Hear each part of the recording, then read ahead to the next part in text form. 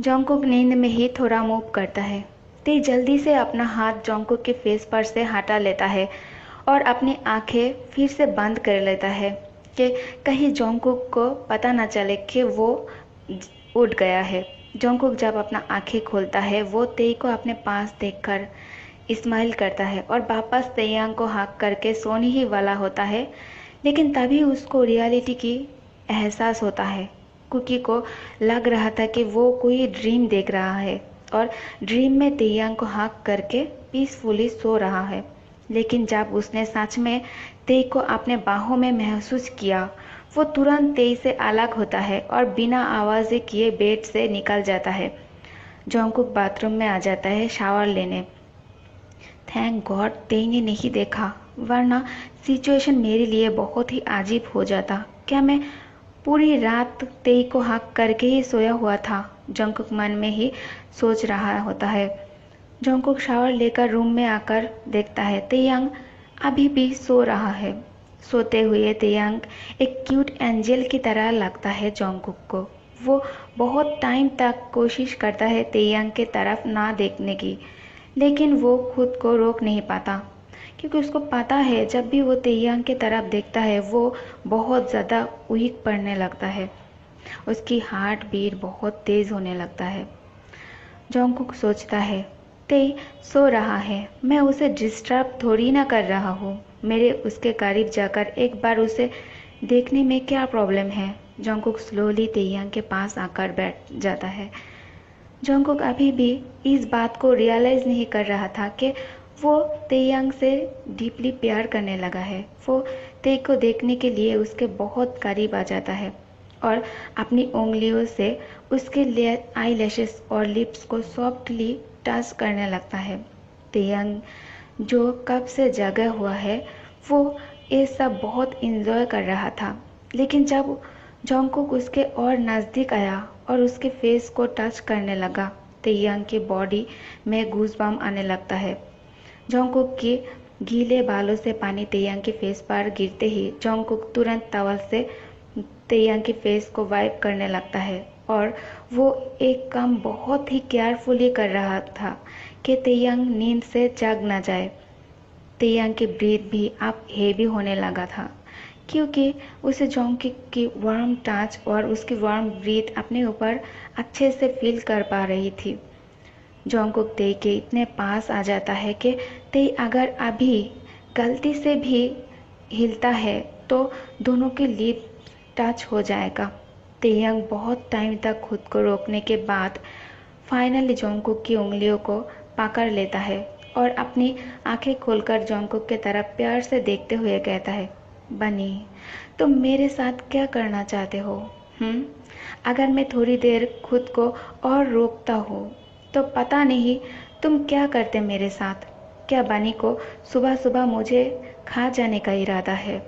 Jungkook तुरंत तेई के पास से खुद को हटा लेना चाहता था, लेकिन तभी तेयांग अपनी दोनों हाथों से जोंगकुक को और भी ज़्यादा टाइटली पकड़ लेता है और हक कर लेता है और बिना कुछ कहे, बिना टाइम वेस्ट किए जोंगकुक को किस करने लगता है। जोंगकुक भी तेयांग को किस बैक करता है।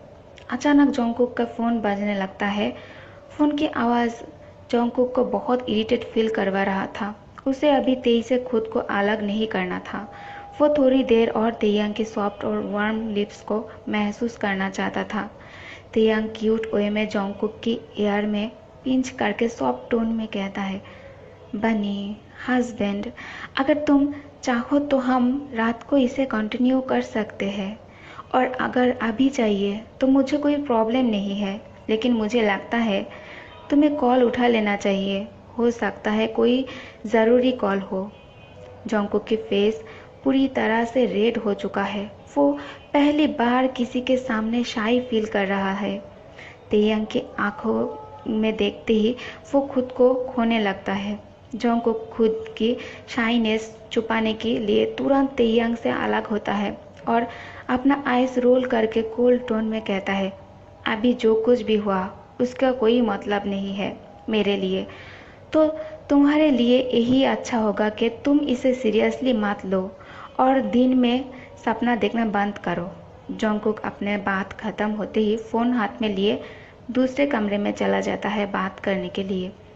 जोंगकुक कॉल रिसीव करता है तो फ़ोन की दूसरी तरफ से मिस्टर जियोन कहता है, कुकी, मैंने तुम्हें एक बात याद दिलाने के लिए कॉल किया है। क्या तुम्हें मिस्टर किम की बिजनेस कोलैबोरेशन पार्टी के बारे में याद है जो कल है? जोंगकुक कहता है, हाँ याद है। मिस्टर जियोन कहता है, मैं अभी तुम लोगों के पास नहीं हूँ और पार्टी भी अटेंड नहीं कर पाऊँगा, तो तुम प्लीज़ कल पार्टी में तेयांग को लेकर टाइम से पहुँच जाना। और हाँ, तेयांग कैसे है? क्या तुम उसके साथ अच्छे से रह रही हो ना? क्या तुम उसका अच्छे से ख्याल रखते हो? जोंगकुक कहता है, डैड, उसके साथ पार्टी में नहीं जाऊंगा मैं, और वो कैसा है ये आप उसे ही फ़ोन करके पूछ लीजिए। मिस्टर जियोन कहता है।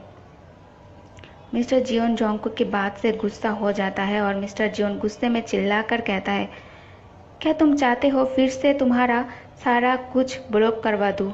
तुमसे तुम्हारी कार की क्रेडिट कार्ड ले लूँ तो सही रहेगा। तेयांग भी एक अच्छा बच्चा है, तुम्हें उसके साथ ही रहना पड़ेगा और ये अब चेंज नहीं हो सकता। जोंगकुक शांत होकर सब कुछ सुनने के बाद कहता है, ठीक है डैड, मैं उसे लेकर पार्टी में टाइम से चला जाऊंगा।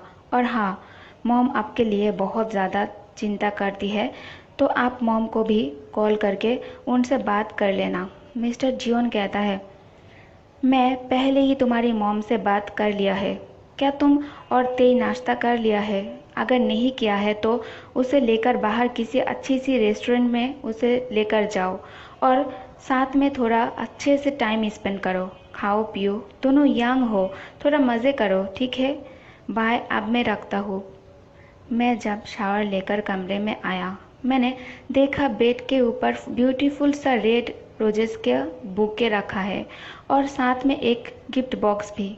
क्या ये मेरे लिए है? नहीं, ये नहीं हो सकता। क्या ये सब जोंगकुक के लिए उसकी किसी गर्लफ्रेंड ने भेजा है?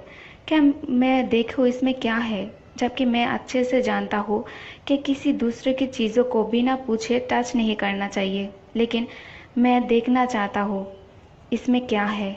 बनी से मैं बहुत ज़्यादा प्यार करता हूँ और उसे मैं किसी और के लिए नहीं छोड़ सकता। तेयंग जब बेड के पास आता है, गिफ्ट बॉक्स और फ्लावर किसी ने भेजा देखने के लिए, तो उसमें फॉर यू लिखा था। हैंड राइटिंग बनी बॉय का था, तो तेयंग तुरंत समझ जाता है कि ये उसके लिए है। तेयंग फ्लावर बुके को अपने हाथ में उठा लेता है। उसमें से बहुत अच्छी खुशबू आ रही थी। तेयंग आंखें बंद करके फ्लावर को स्मेल करता है। फिर तेयंग उसमें रखा नोट को पढ़ता है। जोंगकुक ज़्यादा कुछ नहीं लिखा था, फिर भी तेई को बहुत स्पेशल लगा। वो छोटी सी नोट को बहुत बार रीड करता है। तेयंग अचानक नोटिस करता है गिफ्ट बॉक्स के ऊपर भी एक छोटी सी नोट है। तेई उसे भी रीड करता है, जिसमें लिखा था, तेई तेई, अगर तुम्हारा ब्लश करना ख़त्म हो गया है तो इसे ओपन करके देख लो।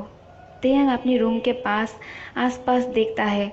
आसपास कोई नहीं है। कमरे में तेई अकेला था। फोन पे बात करते करते मेरे सामने से किचन के अंदर जाता है। तेयंग अपना हाथ अपनी चेस्ट पर रखकर आंखें बंद करता है और कहता है, सच में मुझे अब मदद की ज़रूरत है। पानी को देखते ही पता नहीं मेरा दिल इतना तेज़ी से क्यों धड़कने लगता है। लव, प्लीज़ तुम इतना हैंडसम मत लगो, प्लीज़ संभल जाओ, वरना मुझे डर है कि तुम्हारे लिए मेरा ये चाहत ऑब्सेशन में बदल जाएगा।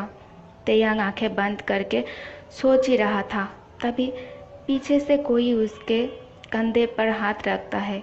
तेयंग अपना आंखें खोलकर पीछे मुड़ता है तो पीछे जोंगकुक खड़ा था। जोंगकुक तेयंग से बहुत ही सॉफ्टली पूछता है, क्या तुमने ब्रेकफास्ट कर लिया है? तेयंग अपना सर हिलाकर मना करता है। तो फिर जाओ, जल्दी से रेडी हो जाओ और ब्रेकफास्ट हम बाहर करेंगे। तेयंग सरप्राइज और शॉक्ड दोनों था जब जोंगकुक ने खुद उसे बाहर जाने के लिए पूछा। तेयंग के पेट में अब बटरफ्लाई उड़ने लगता है। तेयंग रेडी होने जा रही थी कि तभी डोर बेल बजता है। लूना जाकर डोर ओपन करती है। दरवाजे के बाहर जिमिन खड़ा था, गोद में एक प्यारा सा डॉग भी है। लूना जिमिन को ग्रीट करके अंदर आने के लिए कहती है। जिमिन को देखकर तेयांग रुक जाता है और ब्राइटली स्माइल करके जिमिन को जाकर हाँक कर लेता है। जिमिन छोटा सा पापी डॉग को सोफे टेबल पर रख कर वो भी तेयांग को हाँक कर लेता है। जोंगकुक दूर खड़ा होकर सब कुछ देख रहा था।